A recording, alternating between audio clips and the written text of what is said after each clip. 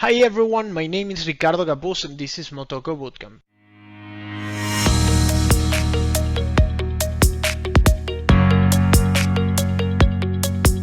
First of all, I want to invite you to take this as seriously as you can without stopping getting fun and continue diving on the internet computer rabbit hole with us. Well, in this video I will drive you through data structures and CRUD implementations, so probably you're thinking, what the fuck is that? But first, let me tell you a bit more about me. Okay, I'm a system engineer, Motoko developer, and offline-online entrepreneur.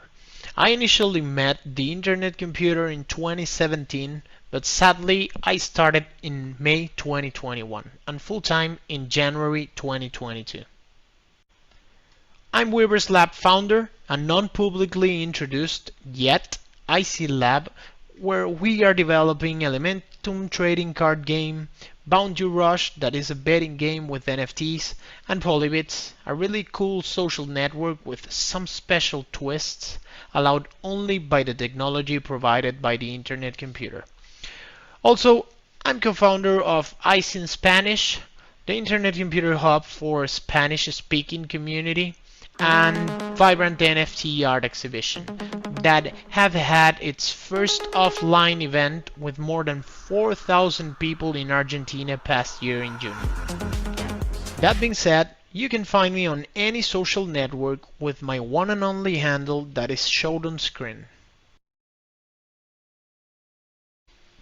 So let's check our scope for this lecture then.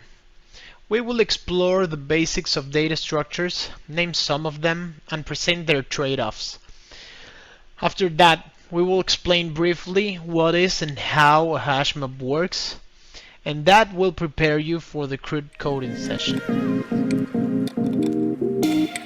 What's a data structure? As complex as it sounds, it's just a way to store, organize, and manage data. But let's check on Wikipedia.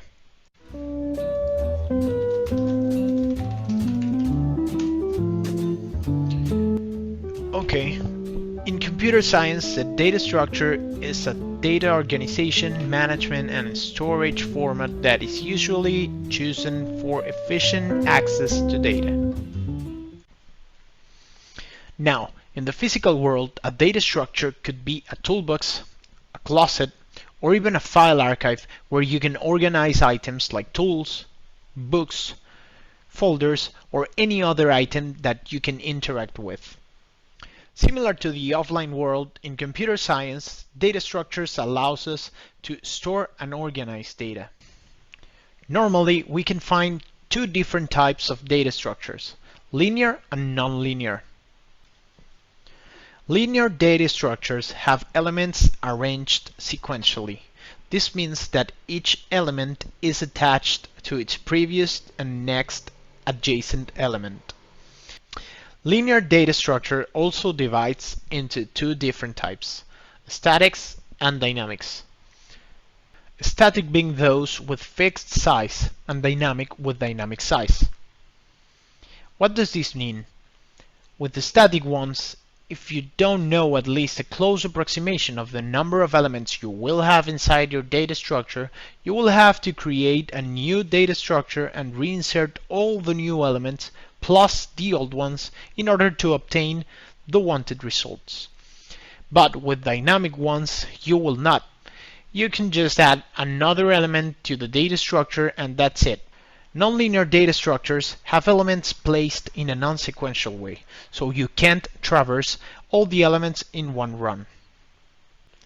The previous explanation don't say too much about which type is better, right? Everyone is always looking like which is the best data structure. This is the wrong question, actually.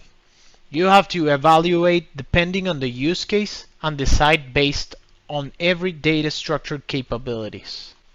Some common aspects you can consider are search speed, memory consumption, insert time, and deletion time. As you may know already, in Motoko we have to consider another factor, stable versus heap memory. If you haven't previously, please go to the stable versus heap memory lecture.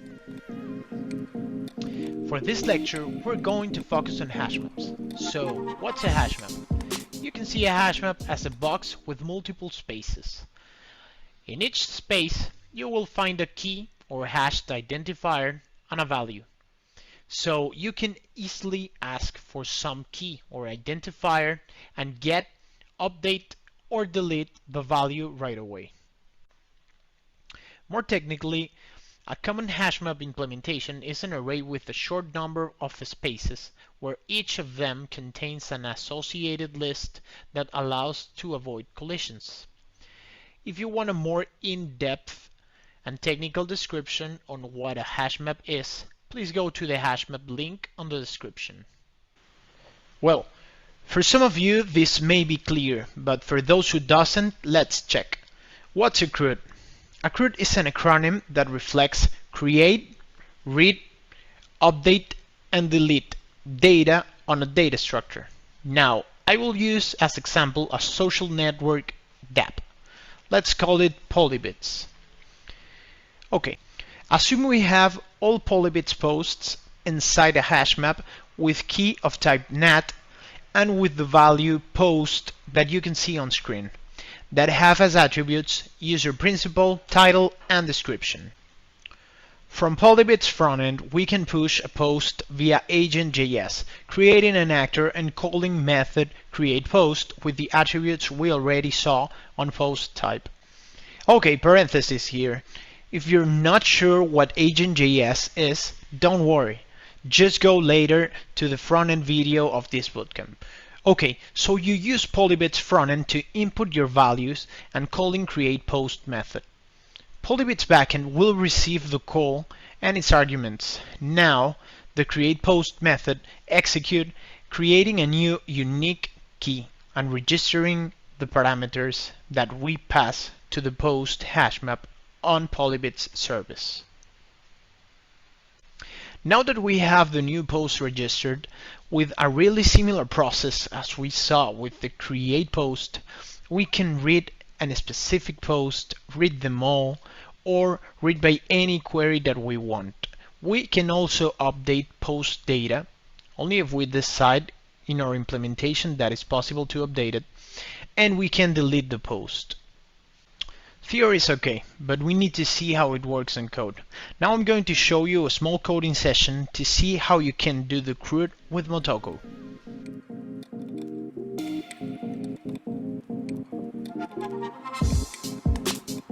Okay, first of all, we have to create our project directory and a couple of files that you already know.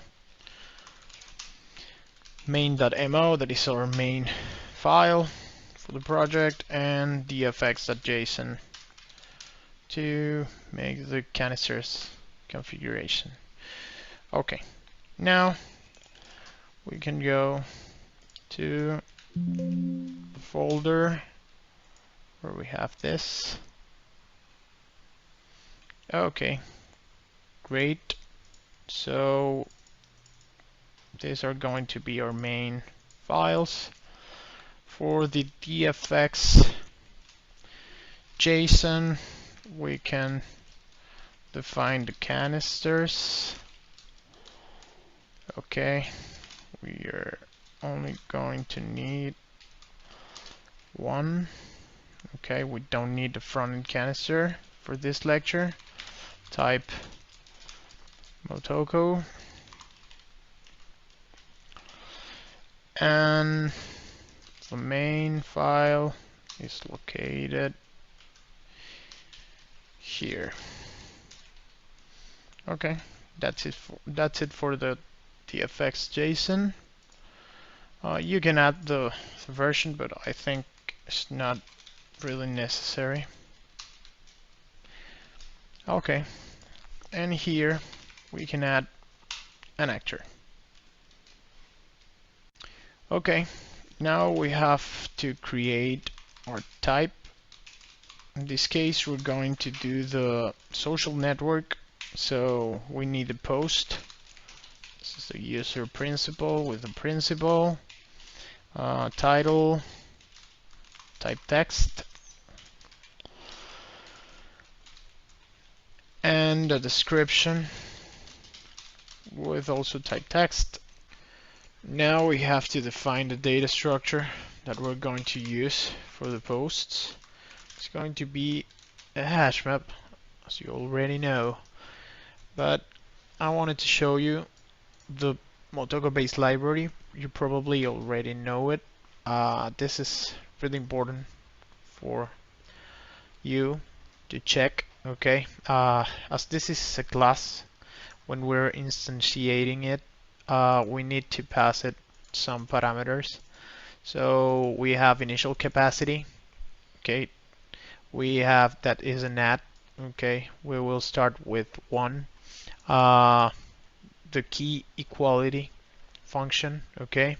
And the key hash function, okay? This too depends on what type of key you're going to manage, okay? So in our case, we're going to define, of course, you have to say what's the type of the key and what's the type of the value when you're instantiating it. So nat is the natural number and is the type of the key we're going to use, okay? And post is the type of the value. Okay, so to instantiate, the arguments are 1 for the initial value, okay, or the initial capacity, the int capacity, nat.equal, and hash dat hash, okay.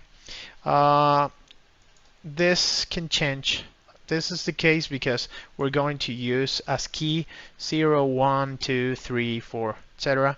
Okay, but if we can use text also, for example, or principal.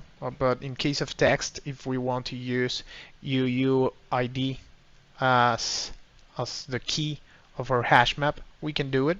Okay, we just have to send, okay, or initialize the hash map with text equality function and with the text hash function.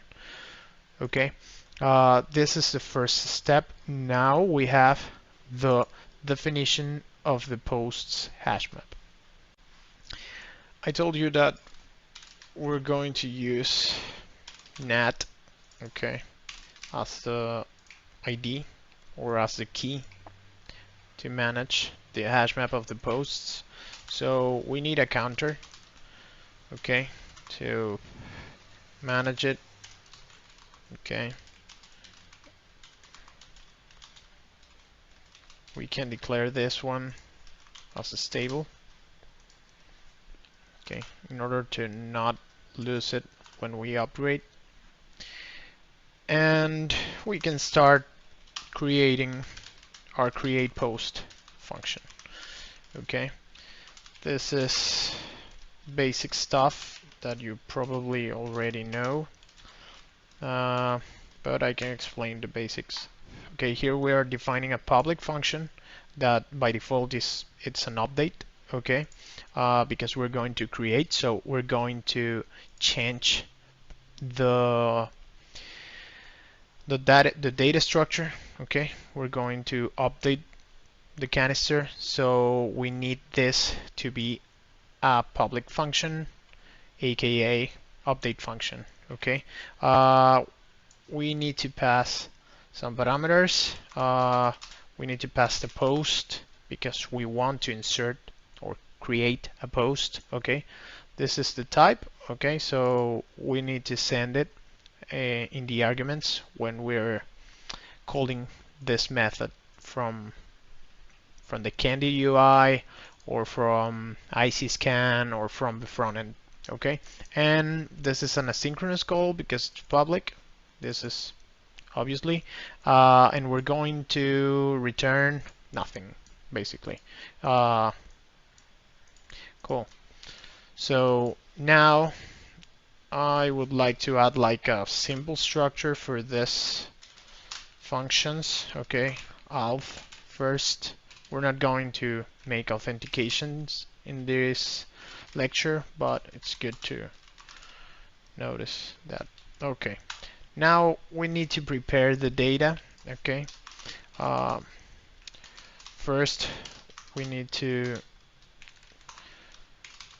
have the ID. Okay, this is the post ID count in the first create. When we create the first post, 0 is going to be the value of the ID. Okay, but we need to use it. We need to increase that counter. Okay, so yeah, this is it. Now we're going to create a post. Create post. Okay, so this is pretty simple. This is the structure. This is the function we need. Okay, and just pass as parameters the ID. This is the key of the hash map that we're going to insert in the hash map, and the post is the value that we're going to insert in the hash map. If we check the base library, we have that, the key and the value. If we check replace function, it returns a value. Okay, the put function calls the replace, so actually this is the return. Okay, the optional value. Okay, so now we only have to return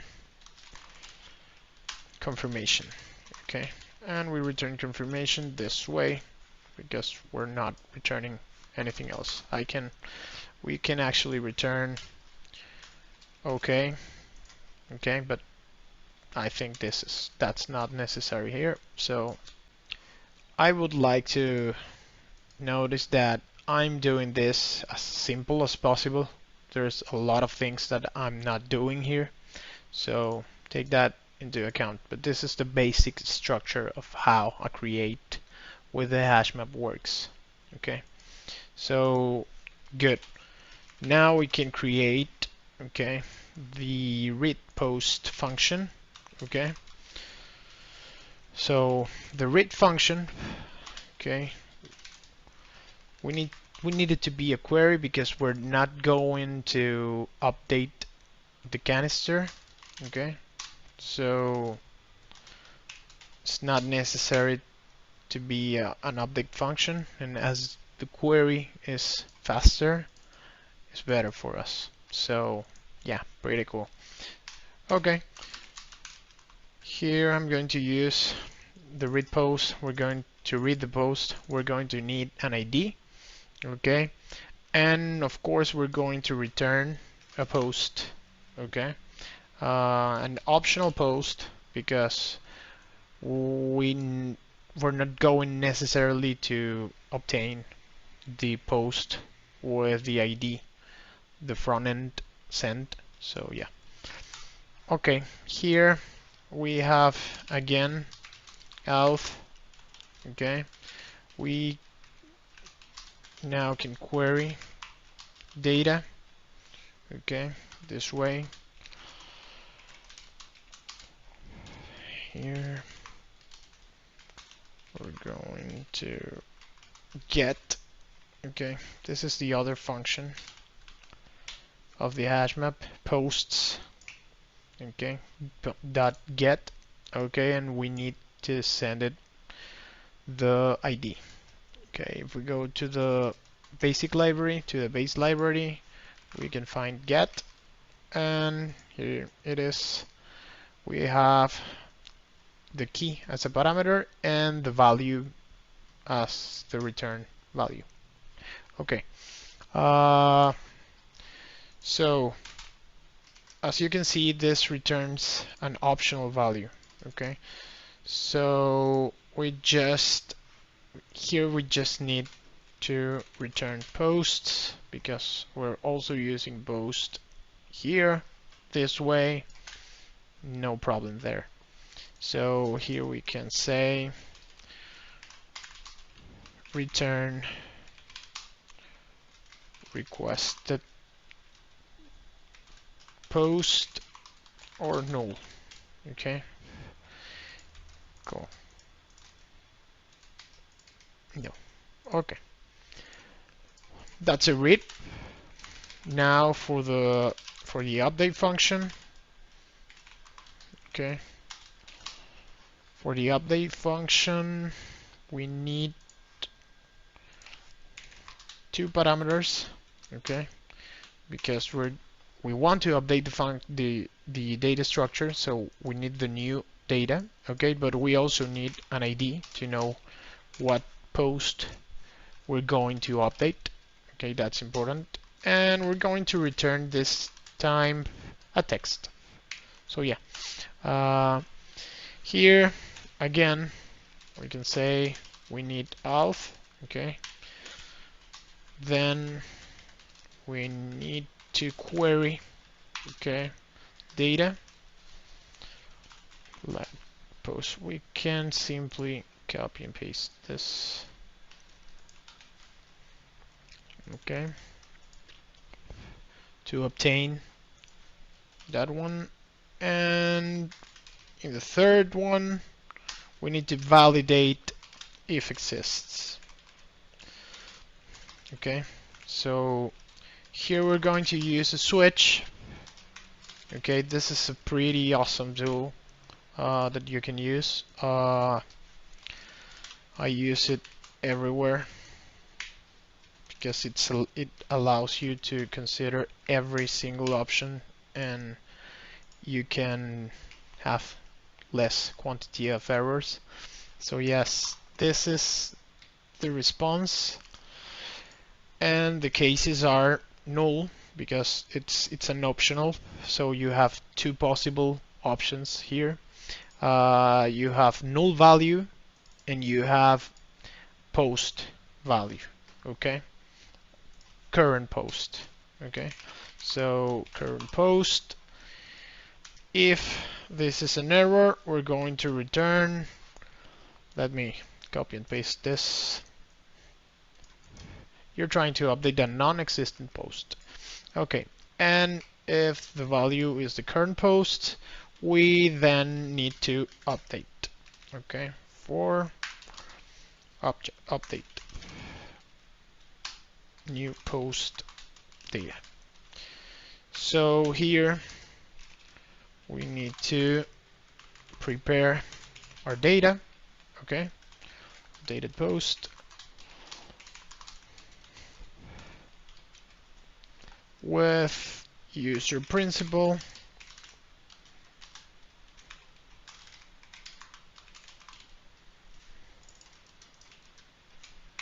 Okay, with title and with description. Okay, here I use, okay, let me finish please. Second. Okay, here we use current post because we're not interested in anyone changing this. Okay, I can repeat again that this is a very simple example. This is a pretty simple example. We're not using a color here to register the user principal, but that's for another lecture. So, okay, now we have almost everything we need. We're preparing the data, and after that we're going to update the post and return success. Okay, to update the post, this is also super simple. It's just we use the HashMap and call the function put to, and the parameters are the ID, okay, and the updated post. Okay, that is important to be as the same type as a post. Okay, so only left returning Success. Updated successfully. Awesome. Now we have create, read, and update. We can create now the remove post. That is the last of the acronym. Okay, but it's not the last of the lecture, but it's going to be the basic one. Okay. We, of course, need an ID for this. Okay. And as always, important to authenticate if necessary. Query the data. Okay, let's copy and paste this because we already did this one. Okay, we need to validate if exist again. Okay, as in previous steps. So I'm not going to do it again. And we now need to remove. Okay, and for remove post and return success. Return success. Okay, so here we have to posts.remove. Okay, we need to pass the ID. This is pretty simple. And we need to return value. Post has been successful. Let me copy paste this. Okay. Okay, but this could have some problems because the remove function, okay, let's see it in the base library. The remove function have returned an optional value. So here the function is going to try to return that value, and it's going to be incompatible because we're returning a text and the value that we're trying to return is a post. So it's an optional post. So yeah, here we just have to ignore. This is a pretty good utility that Motoko have. It's pretty awesome. Ignore, and it's going to ignore that this function returns the value. So okay, that's it for the what happened here. Okay, yeah, that's it for the remove post. So okay, now we have to save this and let's start the replica. I'm going to use clean to avoid any possible conflict. Okay, we have to do the effects deploy here, but in the meantime I'm going to search pretty good file that I have here to avoid rewrite all the command line. Okay, so the effects deploy, and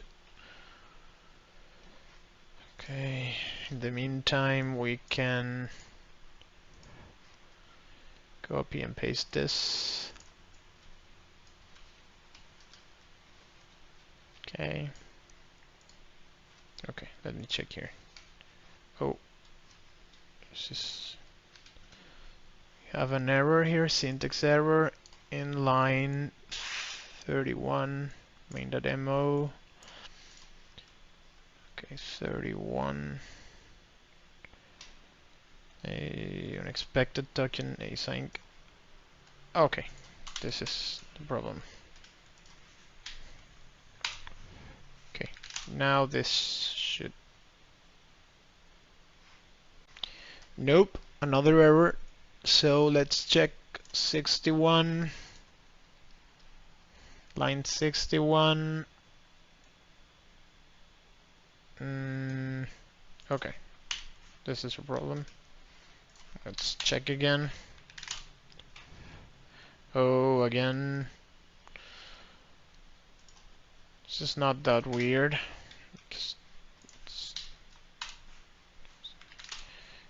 You will never have everything perfect. Oh, unbound variables. Of course. We forget a pretty important thing. That we're not importing anything. And that's pretty bad. So we need to import here HashMap from base library, of course.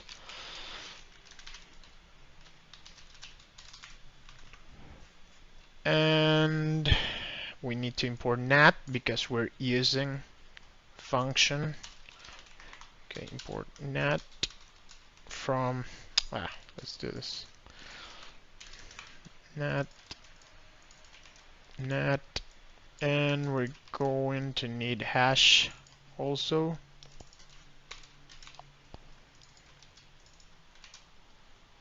Hash, okay, and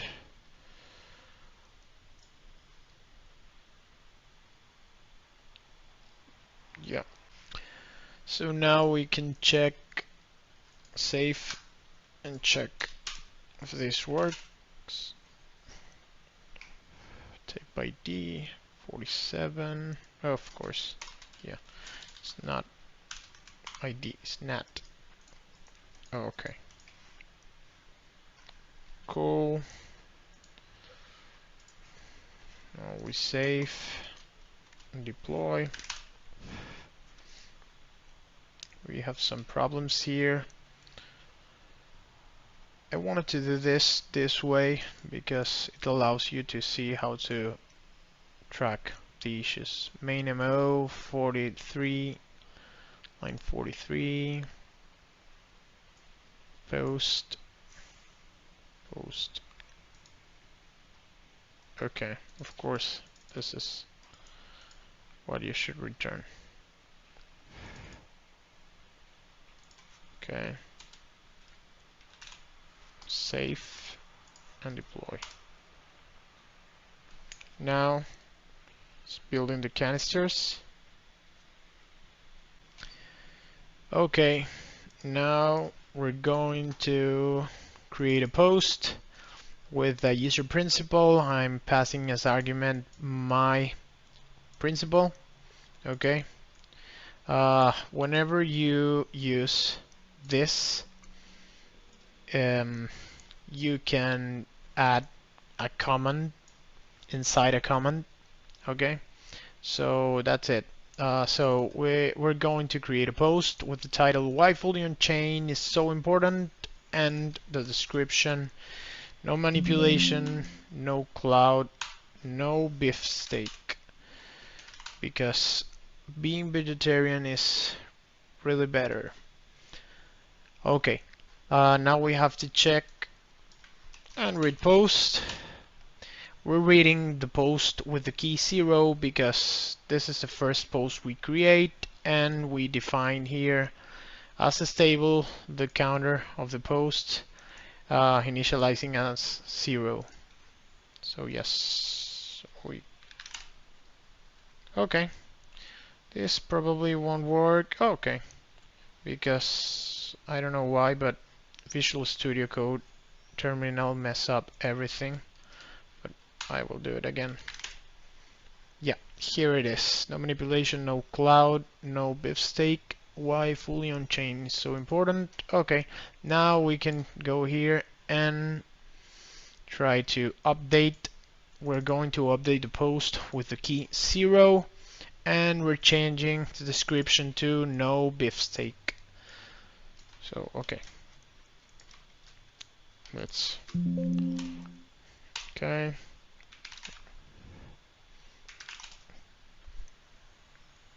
Cool. Updated successfully, but we have to check that properly. Okay, here it is. To avoid problems with VS Code. Okay, here it is. It worked perfectly. Now we can try to update another one, okay, that doesn't exist. Okay, the key 1, the post with the key 1, okay, and it's going to return. You're trying to update a non-existent post, so that's good too. Okay, and now we have to remove the post to check if this worked. Post has been successfully removed, and we can test it again with here, repost. Okay, null. Okay. Well, as you already know, you can find me on any social network this way, and I invite you to follow the organizers of this event. Thank you, Code and State, Seb, Isaac, Cedric, and for any of you that are seeing this, I hope this video works for you and you manage to kill it at the Motoko Bootcamp and in any other project you have in mind. So have a nice trip.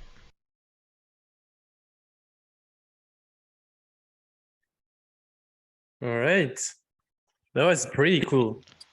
You did some Thank you. serious work on the video. Yeah. Yeah, some effort there. Good job.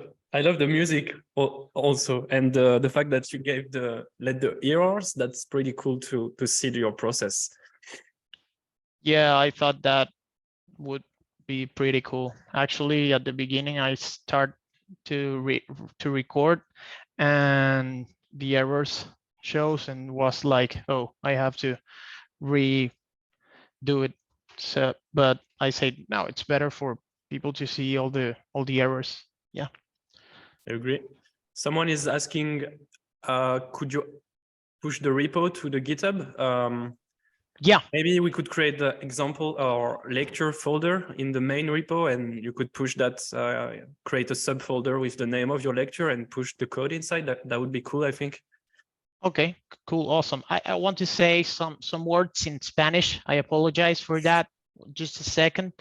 Para las personas que hablan español, después de este Q&A, voy a estar en el Discord, me voy a conectar en una de las salas de voz para si tienen preguntas hacerlas en español, yo las respondo en español. Cool. There will Yeah, be a that's it. Q&A Just- session for Spanish speakers, right? On Discord. Yeah, that's it. Yeah, that's it. Cool. That's it. Yeah, we have a few questions. Do you have access to the questions?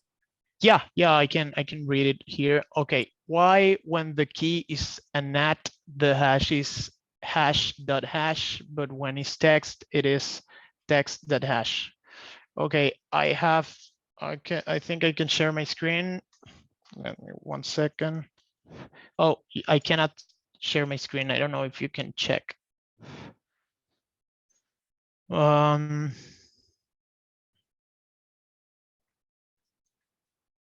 Okay, I think it's because I'm just sharing, so I'm gonna remove. Okay. You should be able to share now. Okay, yeah. Here it is, share. Okay. Here we have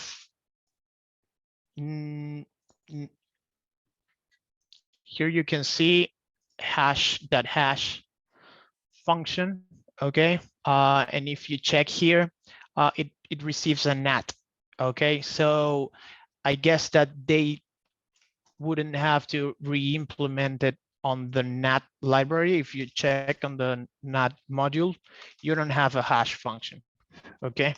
But if you check on hash, it's actually hashing nat, okay, to hash. With text, if you search here hash, you can find the hash function for text, okay? And same for principal, okay? You can do the same, okay? So that's basically it. Okay, another question here. 1 second. Okay, thanks. Why has update post a second parameter ID? That was one of the errors I do during the code session. So yeah, That answered my question. Okay.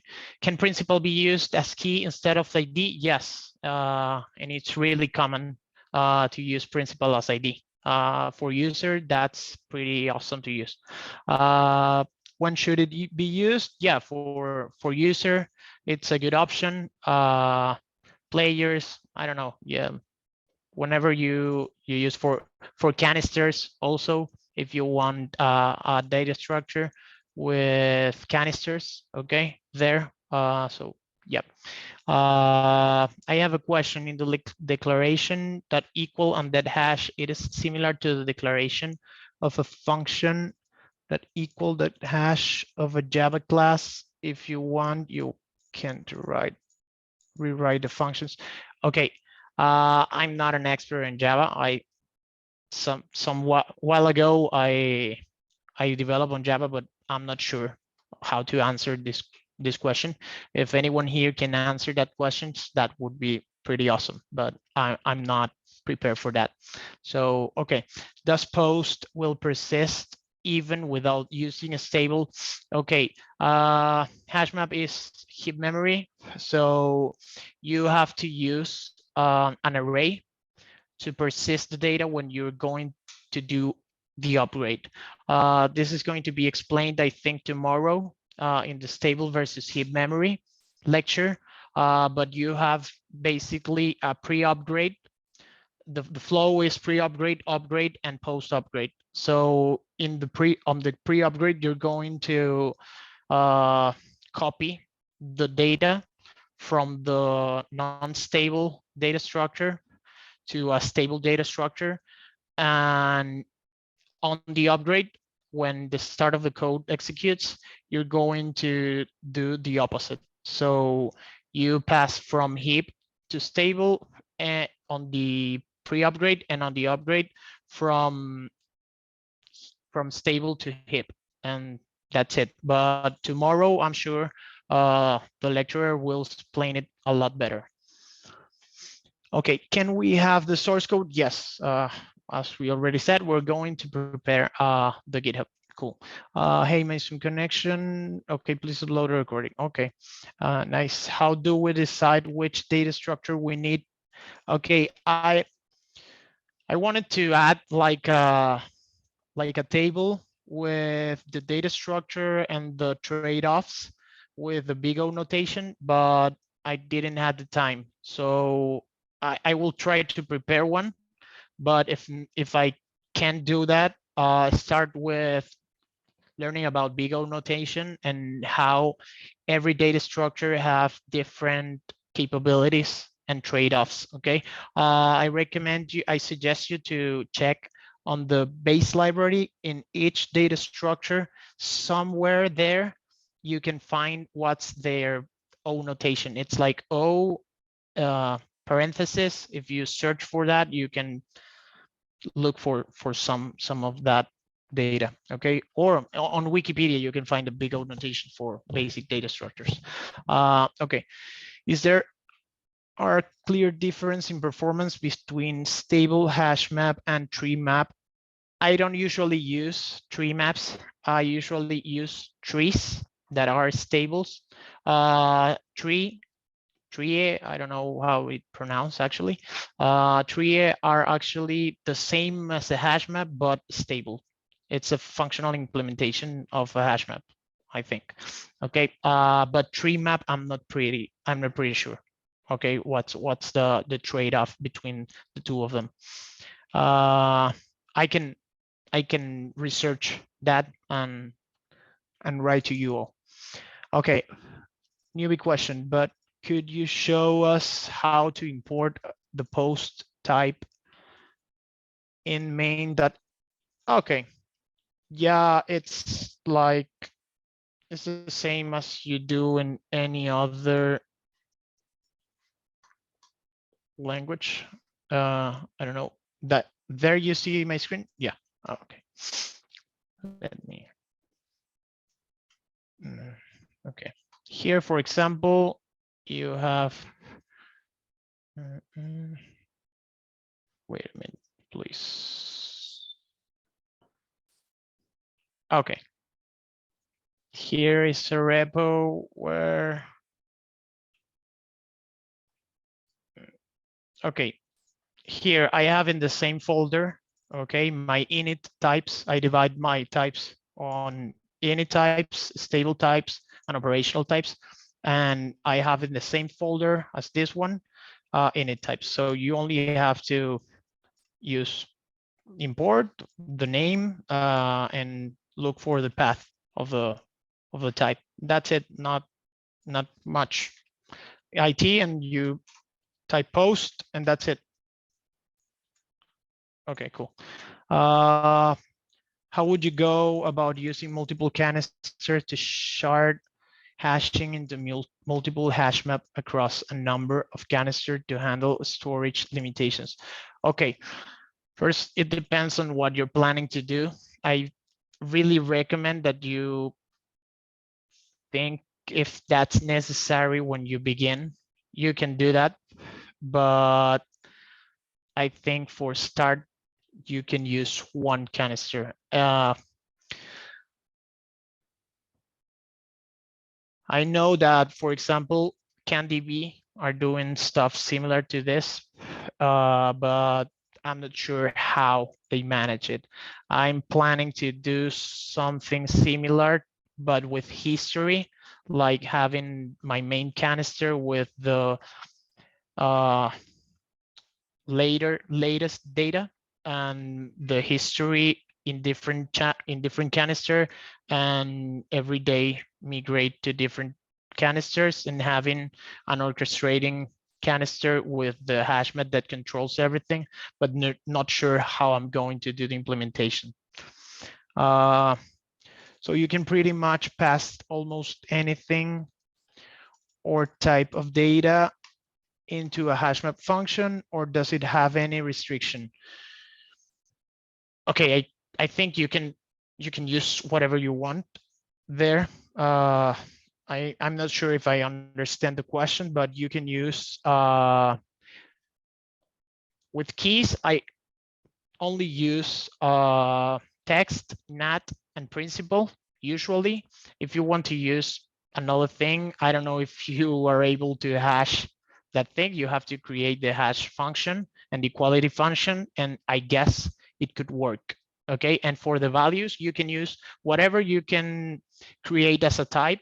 You can use it for initializing the hash map. So I guess the answer is yes. Okay, I have seen several great big O notation videos on YouTube as well. Just search data structure. That's a great suggestion. Okay, where can I find the HashMap? HashMap, okay, I have here the link so I can share it with you. Give me 1 second. That's HashMap. Okay. HashMap, cool. Okay, I'm sending to you on the chat. Yeah, that's the link. I think the person was asking for the library that is made by Origin. It's a special type of HashMap, and I'm not sure. Maybe you can search for Origin Foundation. They have a GitHub repo, GitHub organization, or you can check Austin. I think he provided his handles, and he's pretty active on Twitter and GitHub as well. So you should be able to find it if you look at that. Okay, cool. It is used in this playground example. Okay, he already answered. Okay. Yeah, I think that's all the questions we have. So thanks. Thanks for being here. I hope you have learned from my video, and that helped you to develop your core project. So if you don't have any question, I think you deserve this. I'm gonna keep one for you. Awesome. Was really good. Was really good. Thank you. Thank you.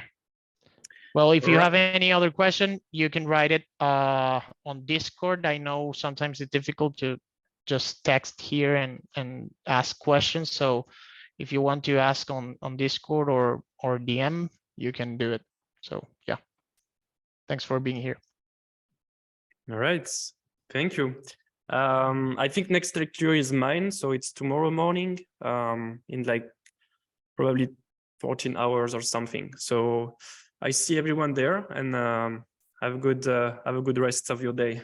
Thank you. Bye. Bye, everyone.